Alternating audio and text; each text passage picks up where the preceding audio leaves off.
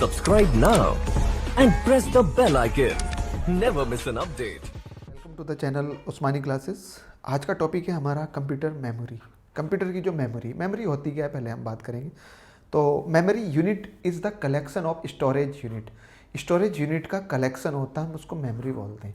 अच्छा, मेमोरी का यूज़ होता क्यों है? जो मेमोरी है हम उसका यूज़ करते हैं डेटा को प्रोसेस करने के लिए और स्टोर करने के लिए। तो कुछ मेमोरी में डेटा प्रोसेस होता है, ठीक है, और कुछ मेमोरी में जाके वो स्टोर किया जाता है। तो प्रोसेस के लिए एक अलग मेमोरी होती है और स्टोर करने के लिए एक अलग मेमोरी होती है। तो उसी बेस पे हम बात करेंगे आज। ये एक इम्पॉर्टेंट टॉपिक है एसएससी सीजीएल के लिए, सीएचएसएल और यूपीपीसीएल के लिए। Storage capacity is measured in MB, यानी कि जो स्टोरेज कैपेसिटी है, जो हम स्टोरेज मेज़र करते हैं वो एमबी में, मेगा वाइट में हम उसको मेज़र करते हैं। अब ये कुछ इंपॉर्टेंट क्वेश्चन यहाँ से बनते हैं। एक क्वेश्चन बनता है कि सबसे छोटी जो यूनिट होती है स्टोरेज की, तो वो होती है बिट, BIT, ठीक है। इसी तरह से 4 बिट मिलके एक निबल बनाते हैं, एक निबल 4 बिट मिलके। तो अगर पूछता है कंप्यूटर की जो स्टोरेज की सबसे छोटी यूनिट, तो वो बिट होगी। एक होता बाइट, ठीक है, ये बाइट बिट से बड़ी होती है, और एक होता है निबल। तो बिट और बाइट के बीच में निबल होता है। तो 4 बिट में एक निबल होता है, 8 बिट में एक बाइट बनता है। तो एक बाइट जो बनता है वो 8 बिट में बनता है। जैसे ये मेगा बाइट है ना, तो इसी तरह से जो बाइट है वो 8 बिट से बनता है। इसी तरह से 1024 बाइट्स की अगर हम बात करें, 1024 बाइट्स, तो एक केबी बनता है, एक किलो बाइट बनता है। और इसी तरह से 1024 किलो बाइट से एक मेगा बाइट यानी कि एक MB बनेगा।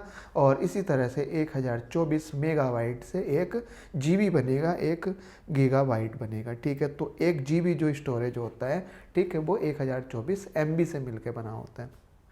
तो ये कुछ इंपॉर्टेंट क्वेश्चन है जो एज इट इज़ पूछ लिया जाता है, ठीक है। आगे बात करते हैं। जो मेमोरी है वो क्लासिफाइड की गई है 2 कैटेगरीज में, एक वॉलेटाइल और एक नॉन वॉलेटाइल।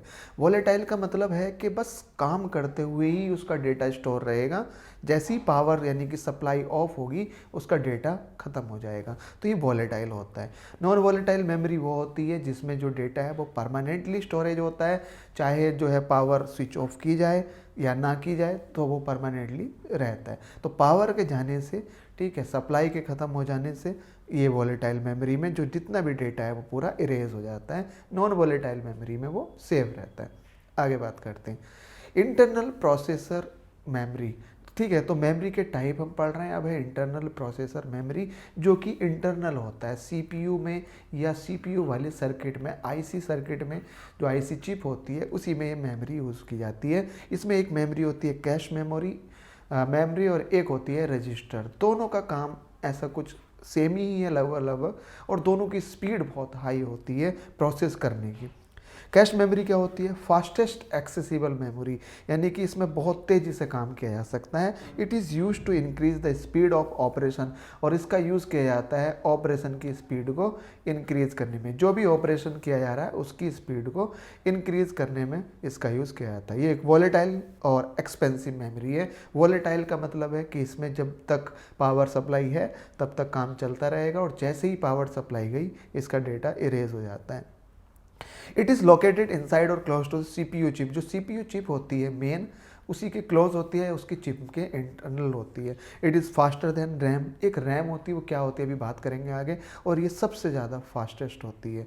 तो मतलब द फास्टेस्ट होती है। Most recently and frequently use data, जो अभी अभी डेटा यूज़ किया जा रहा है कंप्यूटर में और CPU द्वारा स्टोर किया जाता है, वो कैश मेमोरी में किया जाता है। इसी तरह से एक रजिस्टर मेमोरी होती है, सेम काम है दोनों का। It is use to quickly accept और store and transfer data. Data को क्विकली अंदर एकदम से एक्सेप्ट करना हो, स्टोर करना हो या ट्रांसफ़र करना हो, तो हम इस मेमोरी का यूज़ किया जाता है।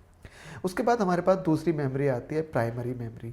It is an internal memory. ये भी एक इंटरनल मेमोरी होती है, ठीक है, लेकिन इसका क्या काम है इसको हम बात कर रहे हैं। It is directly accessible bye processor. तो प्रोसेसर, जो भी प्रोसेसर होते हैं या CPU, ये डायरेक्ट उस मेमोरी से डेटा एक्सेस करता है। Accessing data from primary memory is faster. तो इससे जो डेटा यूज़ किया जाता है वो फास्टर किया जाता है, जो कि हमारा अभी सेकेंडरी मेमोरी है, वहाँ से डेटा ट्रांसफ़र करना और एक प्राइमरी मेमोरी से डेटा ट्रांसफ़र करना, इन दोनों में से अगर बात की जाए तो प्राइमरी में ज़्यादा तेज़ी से होता है। जो सी ड्राइव बना होता है, सी ड्राइव अगर आप कंप्यूटर में देखोगे तो उसमें एक सी ड्राइव होता है जिसमें सारे सॉफ्टवेयर और बहुत सारी चीज़ें उसमें कंप्यूटर की होती हैं, तो वो आपका प्राइमरी मेमोरी में किया जाता है। It is divided into two सब कैटेगरी, और ये जो टू सब कैटेगरी में डिवाइड किया जाता है, ठीक है, एक रैम मेमोरी हो गई और एक रोम हो गई, ठीक है। रैम क्या है, एक रोम क्या है, इनके ऊपर भी बात करते हैं, अभी आगे देखते हैं।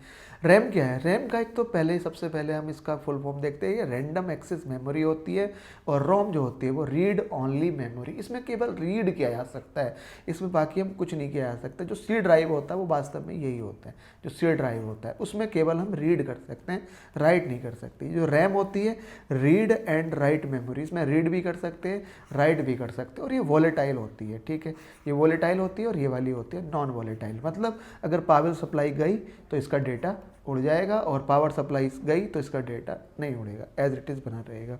It is use to store the data and has to be correctly process by CPU. अभी मैंने बताया जो सीपीयू प्रोसेस करता है जिस डेटा को उसी के लिए यूज़ किया जाता है।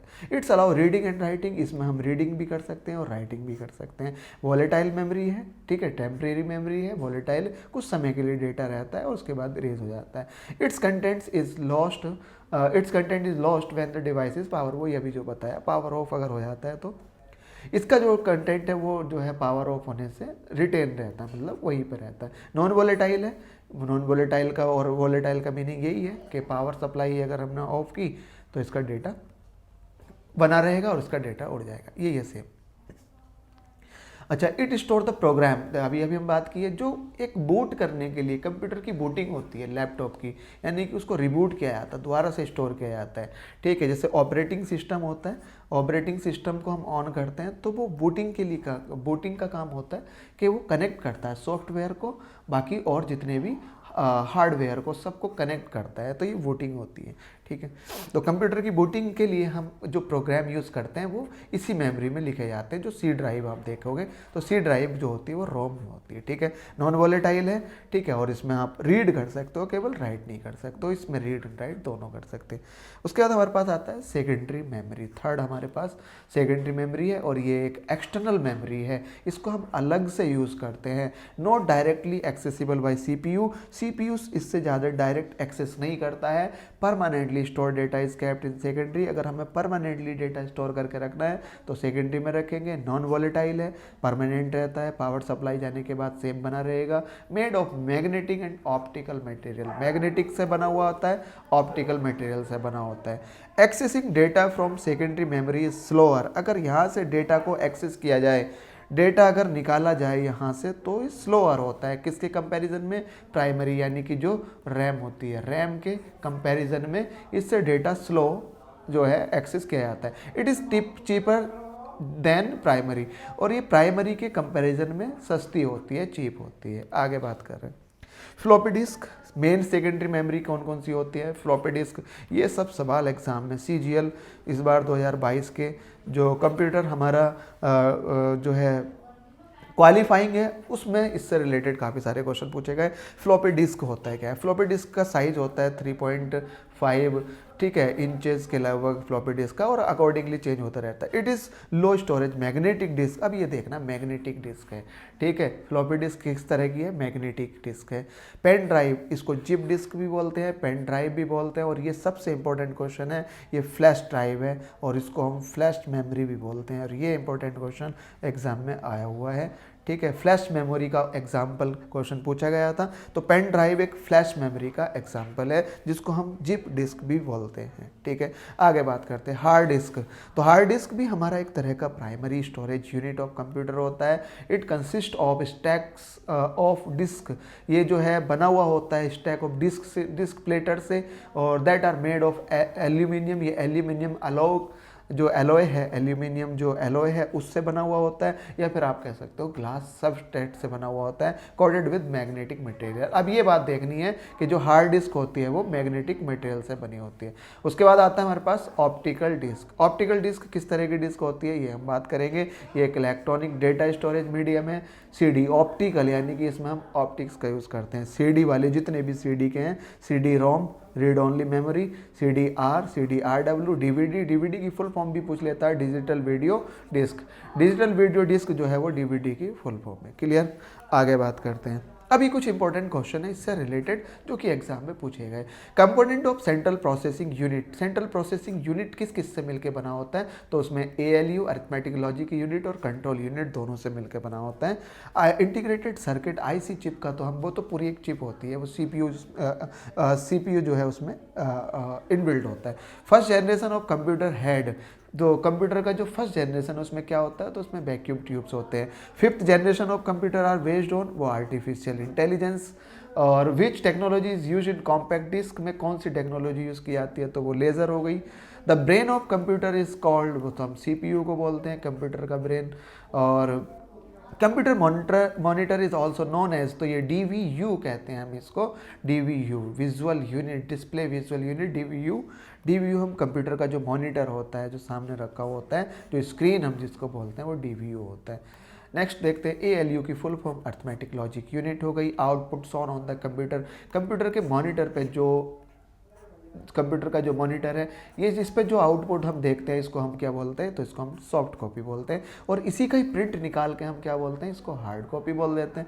Which one is result of the output given by a computer, तो जो कंप्यूटर जो गिवन आउटपुट गिव करता है उसको हम बोलते हैं इन्फॉर्मेशन। ये बहुत इंपॉर्टेंट प्रोसेस डेटा इन्फॉर्मेशन कहलाता है, यानी कि डेटा को जब प्रोसेस कर दिया जाता है तो हम उसको बोलते हैं इन्फॉर्मेशन। ये बहुत इंपॉर्टेंट क्वेश्चन है।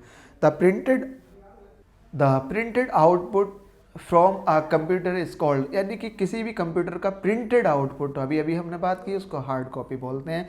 Which of the following memory is volatile, volatile मतलब जिसका डेटा सप्लाई ऑफ करने से उड़ जाता है तो हम बोलते हैं उसको रैम। रीड ओनली मेमोरी मतलब रैंडम एक्सेस मेमोरी, ये हमारा वॉलेटाइल है। रोम हमारा नॉन वॉलेटाइल मेमोरी का उदाहरण है और दोनों हमारे प्राइमरी है। ठीक है, दोनों हमारी प्राइमरी है।